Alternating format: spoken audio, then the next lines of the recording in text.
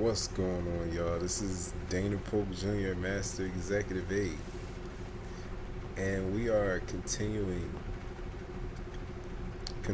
our studies on the philosophy behind Egyptian yoga. And what I'm going to do is I'm going to keep this in the category of the philosophy behind Egyptian yoga, because I will not be actually doing any actual Egyptian yoga on the page, on this platform. This is simply the philosophy behind it. You know what I mean? I really don't feel like I'm experienced enough to do my practices on here. Not yet, anyway. I have yet to take up that class that I told you I was going to do, but I have been doing it on my own with as much knowledge as I have possible. So, yeah, let's get into it. So, we've talked about Asar, we've talked about Set. Um, so now we're going to be talking about Aset. I'm sorry. So we talked about um, we talked about Asar. Asar is Osiris. We talked about Set. Set is just Set. I mean, and now we're talking about Aset, or Isis. And Isis is the goddess of love and wisdom. So, as we know from the myth, Aset reconstructed Asar's body. Now, this was done with her motherly love, like that motherly nature aspect that is very similar to Gaia or Earth. That same motherly love, just like how the planet takes care of itself, how it loves us, the same way, that same motherly love, right? So Aset, she has many attributes, but the ones that are important, especially for what we're talking about right now, is love and wisdom. Those are the two most important attributes that she encompasses. And although remember, Set um, or Asar, well, Aset lost Asar twice to Set. You know, the first time when he killed her, when he killed him, and then the second time when he dismembered all the body parts and spread them all throughout the world. And it was only her unyielding love, you know what I mean, that allowed her to find those um, body parts and put them back together. Like, she was able to transcend what happened, or transcend her loss. You know what I mean? So it was her devotion to Asar that led to her finding the body parts. You know what I'm saying? And it's interesting, as we're discussing all these attributes, I think about the actual relationship between a man and a woman, and the lengths that Aset went to for her man. You know what I mean? The lengths she went through for her man. You know what I'm saying? Despite him cheating on her. You know what I'm saying? Like, that didn't even matter. I'm not saying it didn't matter, but, you know, he was killed. You know what I mean? She went and did everything she had to do to bring him back to life, and then he found him, dismembered his body parts, spread him throughout the world. She went and found him. You know what I mean? Took a job on. You know what I'm saying? Just to get close so that she could get him, brought him back, put him together again, and resurrected him. You know what I'm saying? Like, how many women are willing to do that for their man? You know what I'm saying? Anyway.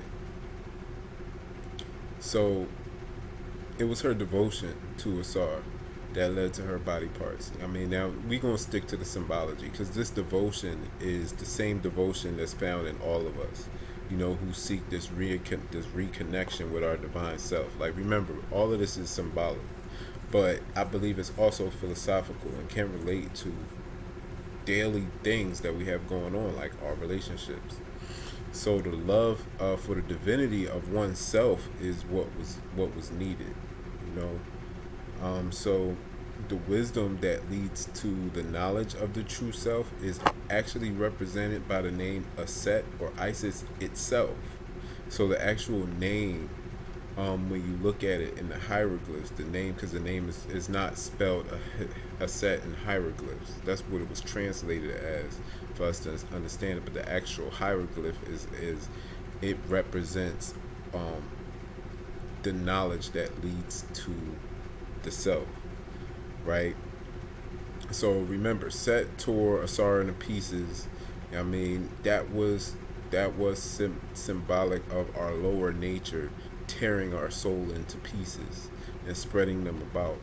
So just like in the story, it was a Set's love and wisdom. It was the love and wisdom that we experience that resembles all of those pieces um, of Asar or our soul. So the soul, as well as the knowledge of self, is destroyed by set egoism or rude and disrespectful behavior. I want to be clear. I said set egoism, not egoism itself. Yeah, I mean the ego is not a bad thing, but when set is ruling the egoism, it can destroy the soul. Yeah, I mean rude and disrespectful behavior, pride. Yeah, I mean, then after the destruction is the reconstruction by a set who holds the knowledge of self, which leads to the restoration of our true nature. So it's by putting the teachings into practice that and a set represents the wisdom of the heart that can be developed. And this wisdom is not to be confused with the intellectual knowledge, for instance, that we get from school, where we learn how to go to school, go to college, and get a job. Not that kind of intellectual knowledge. I'm not saying that that's not useful or beneficial, but this type of wisdom is not that wisdom. This is knowledge of self. This is the type of wisdom that Aset represents, is the actual wisdom that comes from the experience of being one with the divine itself. I and the Father are one. This type of wisdom actually transforms the mind so it's no longer in its former state. So you experience oneness with the Supreme Being instead of experiencing that illusion of separation. So this experience that's imparted is when Aset is described as her true nature, and Aset's true nature is that of being unveiled. So here's a saying attributed to Aset, and it goes, "I, Aset or Isis, am all that has been, all that is, or shall be, and no mortal man hath ever unveiled me." So the first mention of the veil of Isis appears in um, On Isis and Osiris, which is a philosophical interpretation of ancient Egypt religion by Plutarch, who was a Greek writer in the late first and early second centuries. He wrote of a seated statue of a goddess in the Egyptian city of Sais. Um, Sorry, y'all. Let me fix my screen, my notes. I can't see my dang notes.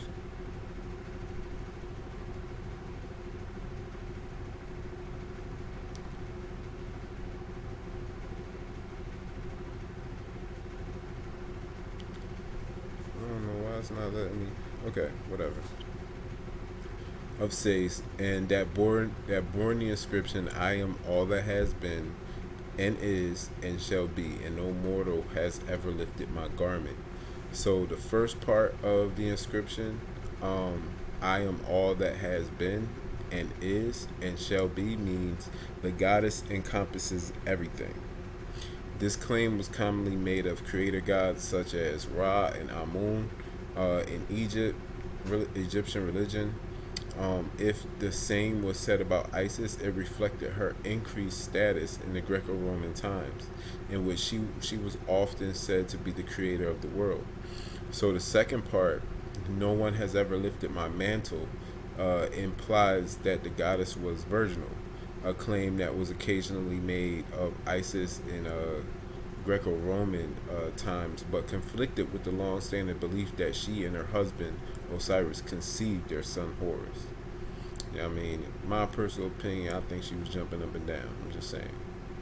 But it is said that a devotee of Isis is one who seeks the deeper meaning and hidden truths. What one who ponders over the things that are sacred, who hears the myths and understands it on it, not on an intellectual level, um,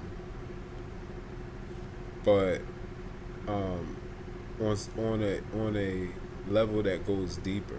You know what I mean? Where you ponder on the teachings, trying to get the deeper meanings of them, and not just the surface meanings. So now I'm gonna read y'all a description of an Isis devotee by Plutarch. And like I said, for those of you who don't know, Plutarch was a Greek Middle Platonist, basically Plato, philosopher, historian, biographer, essayist, and a priest of the Temple of Apollo. He is known primarily for his Parallel Lives, which is a series of biographies of illustrious Greek and Romans, and Moralia, a collection of essays and speeches. So, upon becoming a Roman citizen, he was named Lucius Mestrius Plutarchus. So, he said, "He alone is a true servant or follower of this goddess who, after has heard and has made acquainted in a proper manner, initiated into the philosophy with the history of the actions of these gods,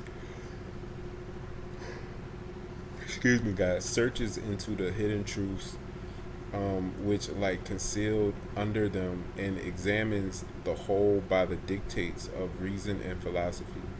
Nor indeed such an examination to be looked on as unnecessary whilst I mean, you gotta understand when this was written. There are so many ignorant of the true reason, even of the most ordinary rites observed by the Egyptian priests, such as their shavings and wearing linen garments. Some indeed there are who never trouble themselves to think about these matters, while others rest satisfied with the most superficial accounts of them. They pay a particular veneration to the sheep, therefore they think it their duty not only to abstain from eating flesh, but likewise from wearing wool. They are continually mourning for their gods, therefore they shave themselves. So in this manner, Aset and Asar um, are one, basically, and going to her temple can lead one to experience oneness with the divine. Pondering the nature of the divine is where this realization comes from. Pondering simply means reflecting on the divine unceasingly to understand it. All right, so that is a set.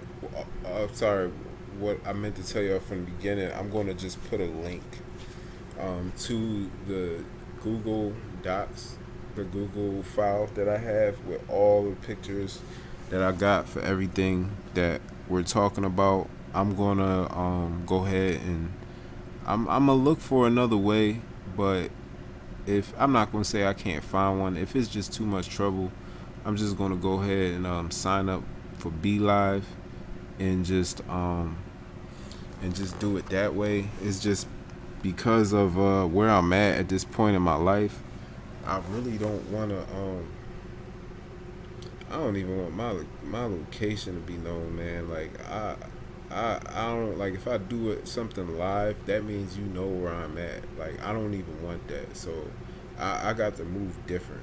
You know what I mean? Like I just really feel the need to move differently, which is why I'm even recording this right now instead of doing it live. You know what I mean? So like no, I don't really want nobody to know my whereabouts too much. So I mean, I just gotta move different, man. I gotta move different. So anyway, next we're gonna talk about Nebehet or Nephthys, who represents nature and death. So Nephthys, like I said, represents death and nature. She is Asar's sister, the sister of Asar. Nature can be seen as anything that's impregnated with life force. So basically, so Nebehet or nature is the receiver of Asar's seed. So when Asar put his seed out, Nebehet was the receiver. You know what I mean? So the law of nature applies to pretty much anything that is born, meaning anything that is born and must die. So we got to look at this symbologically. So of course it could mean physical death, you know what I mean, here in the mortal realm, but also, you know, parts of yourself that are born but must die. You know what I'm saying? So so when Asar was in his divine form, he was timeless. I mean, he was immortal. He wasn't subject to passion and human nature.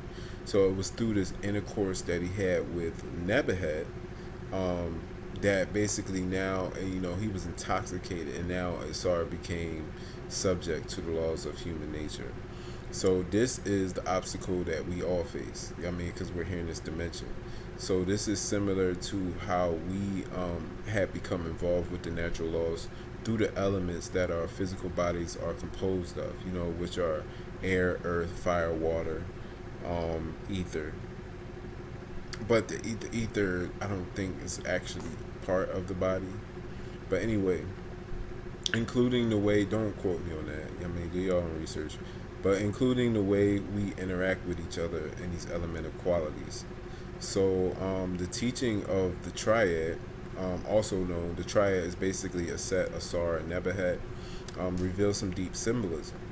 So the mysteries of Asar are revealed in the scriptures that are found in the temples of Dendera, Edfu, or Edfu, I don't know which way that's pronounced, and Philae. All right, so the Dendera temple complex is located about 2.5 kilometers southeast of Dendera, Egypt, and it is one of the best preserved temple complexes in Egypt. And this area was used as the sixth nome of Upper Egypt, south of Abydos. So a nome is basically a territorial division in ancient Egypt, and each nome was ruled by a nomarch. A nomarch is also known as a great chief. And the number of nomes changed through the various periods of the history of ancient Egypt. And then next we have the Temple of Edfu, and it is an Egyptian temple located on the west bank of the Nile in Edfu, Upper Egypt.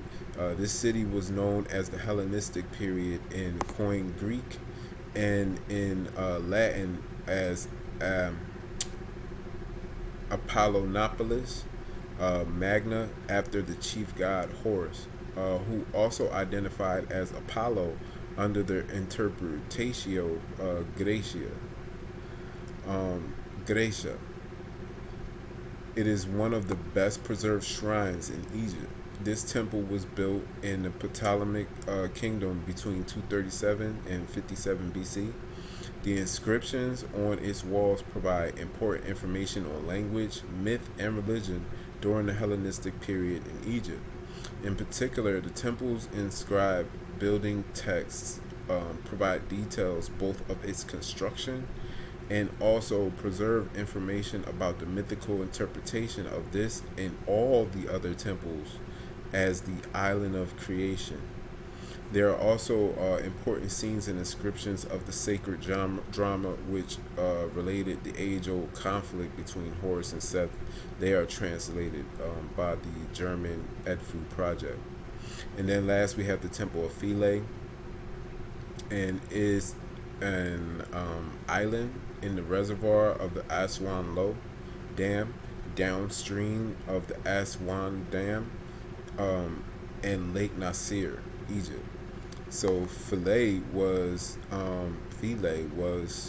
originally located near the expansive first cataract of the Nile in Upper Egypt, and was the site of the Egyptian temple complex. So Philae is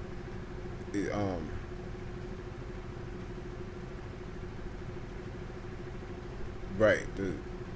It was the site of the Egyptian temple complex. Forgive me, y'all, for tripping up like that. So, the rapids that surrounded the area have flooded since the initial construction of the Aswan Low Dam in 1902.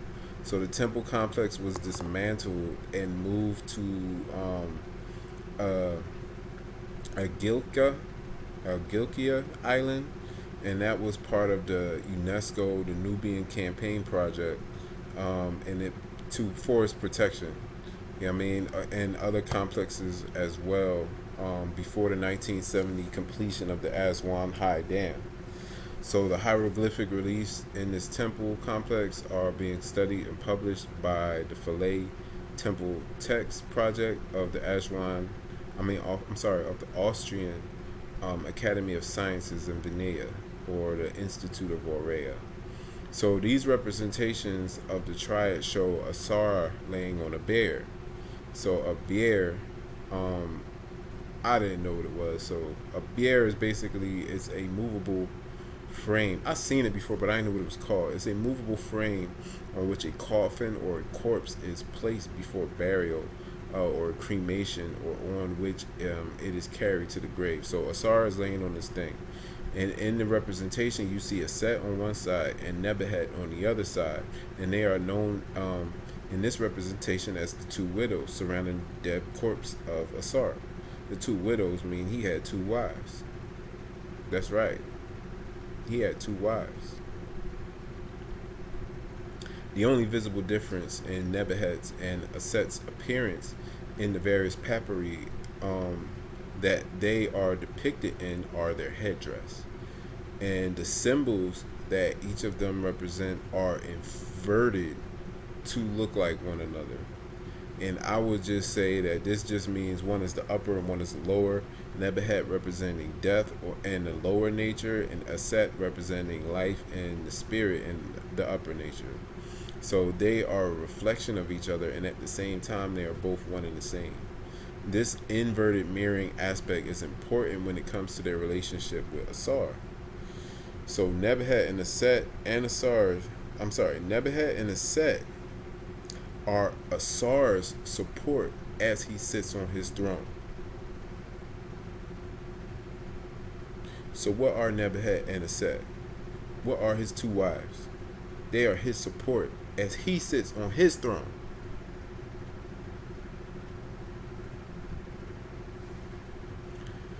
Asar represents the part of our nature that encompasses all divinity. Its supreme and soul surpasses time and space. Consciousness, enlightenment, and wisdom is represented as Aset.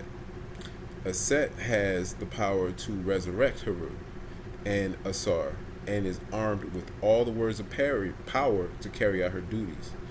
Time and space and everything that is temporal that we are aware of is represented by Nebehet. Mortal life and the death of the mortal are what Nebehet symbolizes.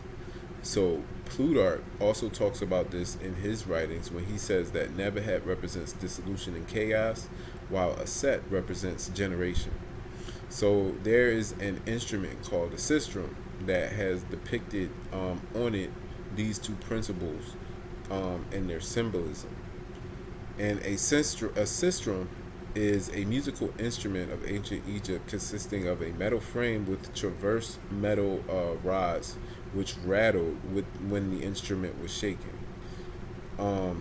Basically like a tambourine.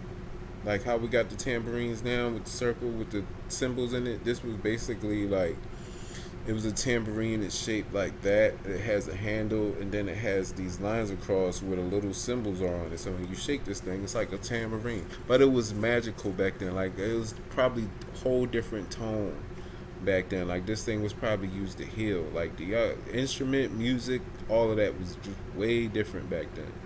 It ain't the watered down stuff we got now.